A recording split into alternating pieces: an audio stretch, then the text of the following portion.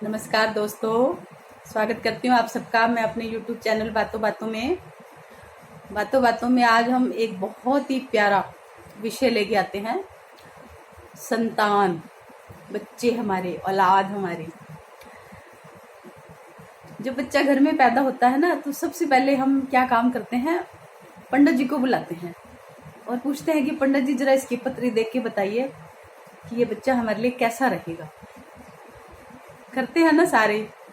तो पंडित जी उसकी पत्री बना के आपको फटाफट बताता है। जितनी क्यूरियोसिटी आपको होती है उतनी पंडित को भी होती है, देखें कि ये बच्चा जो है अपने माँ बाप के लिए कैसा है। तो जब वो बच्चे के बारे में बताता है कि ये बच्चा जो है माँ बाप के लिए बहुत अच्छा है, ये तो अपने मुंह में सोने का चम्मच लेके पैदा हुआ है, ये तो घर को खुशहाल कर देगा। मतलब पॉजिटिव बातें तो सबको अच्छी लगती है ना। तो जब माँ बाप को पता चलता है कि जो हमारी औलाद जो है, जो हमारी औलाद हुई है, वो हमारे लिए बहुत ही ज़्यादा मतलब किस्मत वाली है, अपनी किस्मत के साथ साथ वो हमारी भी किस्मत बदल देगी, तो एक मन को ना सुकून सा मिलता है। मन को सुकून मिलता है, ऐसा लगता है कि हमारी जो ज़िंदगी है अब हमारी बहुत खुशहाल हो जाएगी। खुशहाल तो वो पहले भी होती है, लेकिन जब बच्चा घर में आता है तो शायद नोटिस किया होगा कि घर में एक चहल पहल सी बढ़ जाती है। तो आज मैं ऐसे ही आपको संतान या औलाद के बारे में ऐसे ही बताऊंगी आपको कि हर माता पिता चाहते हैं कि उसकी संतान जो होती है वो उसके लिए लकी हो, खुशकिस्मत है वो माँ बाप जिनकी औलाद उनके लिए लकी होती है। लेकिन सबके साथ ऐसा नहीं होता। सॉरी। आपने देखा होगा कि कई बार घर में बच्चा पैदा होता है तो घर में जैसे ना खुशी के माहौल भी जो है वो मातम में बदल जाता है।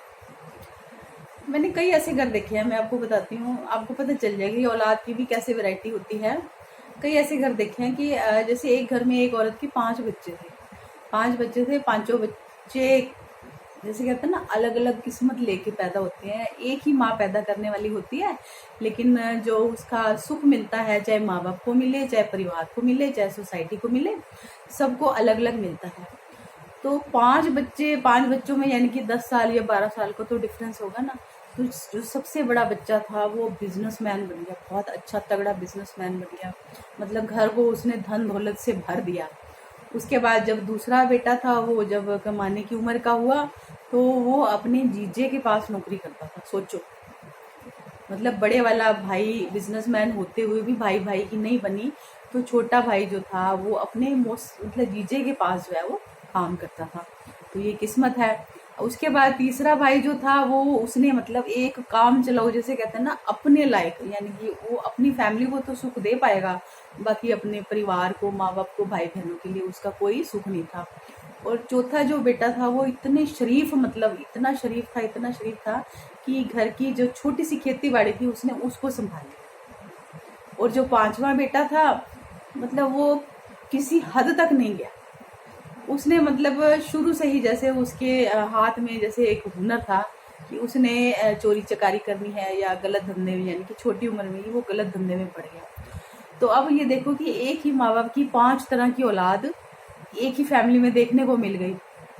सबके बारे में पंडित से पूछा ही होगा। अब एक मैं आपको और फैमिली के बारे में बताती हूँ। उसमें जो है दो भाई थे।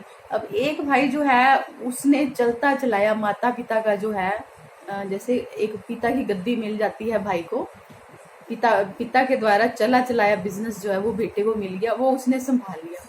उसके बाद कुछ ऐसा मतलब टाइम आया कि जो बड़ा भाई था वो तो अपना अलग हो गया। छोटे भाई के टाइम तक जो बिजनेस था वो डाउन हो गया पिता का। तो छोटे भाई को बड़े भाई ने अपने साथ बिल्कुल भी नहीं मिलाया, और छोटा भाई जो था उसने अपने बलबूते पे अपने बिजनेस को पिता की सहायता से दोबारा खड़ा किया। माता पिता की सेवा भी वही करता था छोटे वाला, और बिजनेस को भी उसने एक नई ऊंचाई दी। और जो बड़े वाला बेटा था वो शुरू से ही अपने पिता की गद्दी को लेके अलग हो गया और उसको किसी से कोई मतलब नहीं था। अब ये भी एक ही माँ की 2 औलादें हैं। एक माँ बाप की परवाह नहीं करता जिसको सब कुछ मिल गया, और दूसरा अपने माँ बाप की पूरी सेवा कर रहा है जिसने नए सिरे से जो है माता पिता के बिजनेस को खड़ा किया। अब एक ऐसे ही और माता पिता हैं जिनके भी 2 बेटे थे। उसमें से एक बेटा जो था वो नौकरी करता था और एक बेटा जो बड़ा था वो खेती बाड़ी करता था। अब क्या है, जो नौकरी करता था वो अपने माता पिता को पैसे भी भेजता था, साल में 2 बार 3 बार आके अच्छे से मिल भी जाता था, उनके 2-4 दिन 5 दिन लगा के सेवा भी कर जाता था। जो बड़ा बेटा था वो जो था हर तरह से डोमिनेट था घर में।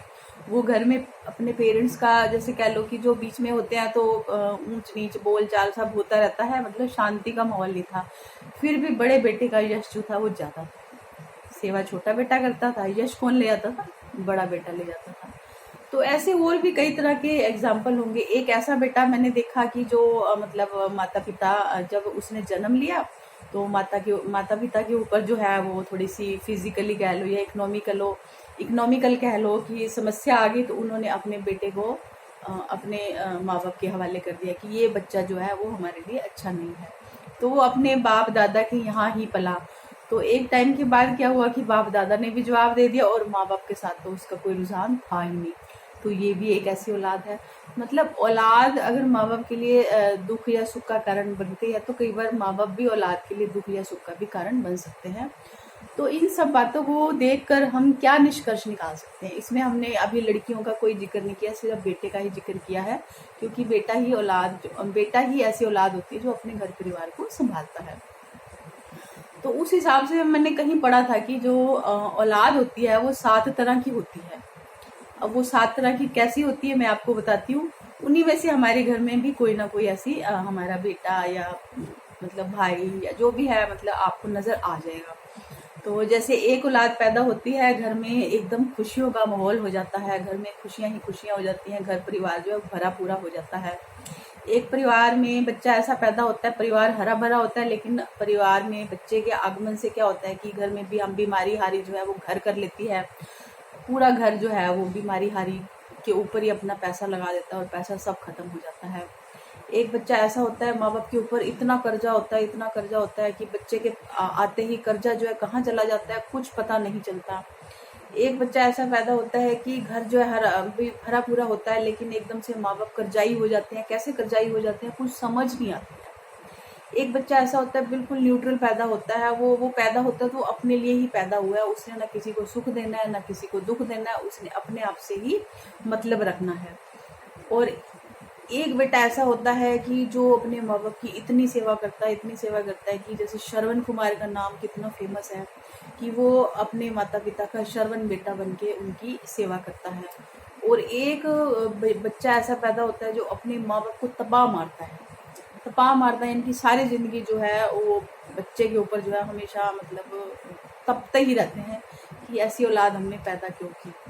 तो मतलब ऐसा नहीं होता कि हर बच्चा जो है मुंह में सोने का चम्मच या चांदी का चम्मच ही लेके पैदा होता है। कोई बच्चा खुशी लेके पैदा होता है, कोई बच्चा दुख लेके पैदा होता है, कोई बच्चा अपनी अपनी ही किस्मत लेके पैदा होता है, कोई भाई बहनों के लिए अच्छा होता है। तो कई तरह की जैसे औलाद के हमें इस दुनिया में दर्शन होते हैं, लेकिन अपनी औलाद है उसको अपनाओ। माँ बाप के लिए सारी औलाद बराबर होती है। वो तो जब बच्चे की अगर किस्मत खराब है तो उसको माँ बाप का सुख मिले या ना मिले, लेकिन माँ बाप का फर्ज होता है कि वो अपने बच्चों का पूरा ध्यान रखे। तो आज का विषय जो है यहीं तक है। विषय तो बहुत लंबा है, इसको जितना मर्जी खींचना चाहो, लेकिन आप इन्हीं में से देखो कि आपके भाई बंधु, आपके माँ बाप, आपके दादा दादी या आपके परिवार में कैसी कैसी औलाद हैं। तो मुझे कमेंट करके बताना। अच्छा विषय है, सोचने का विषय है। हम क्या है ऊपर के हल्के फुल्के विषय लेके मतलब हम बातचीत कर लेते हैं, लेकिन मेरे माइंड में क्या है हमेशा हट के थोड़ा सा विषय आता है। तो आज मैंने सोचा क्यों ना इस विषय पे ही डिस्कशन की जाए, तो इसलिए मैंने इस विषय को चूज कर लिया। तो हर एक की औलाद होती है, मेरी भी औलाद है, मेरे भी भाई बहन है, मेरा पति है, मेरा देवर है। तो हर एक के घर में हर तरह की औलाद के दर्शन हो जाते हैं। तो इसलिए आप भी देखिए आप किस श्रेणी में आते हो। नमस्कार, मिलते हैं एक नए अच्छे से वीडियो के साथ।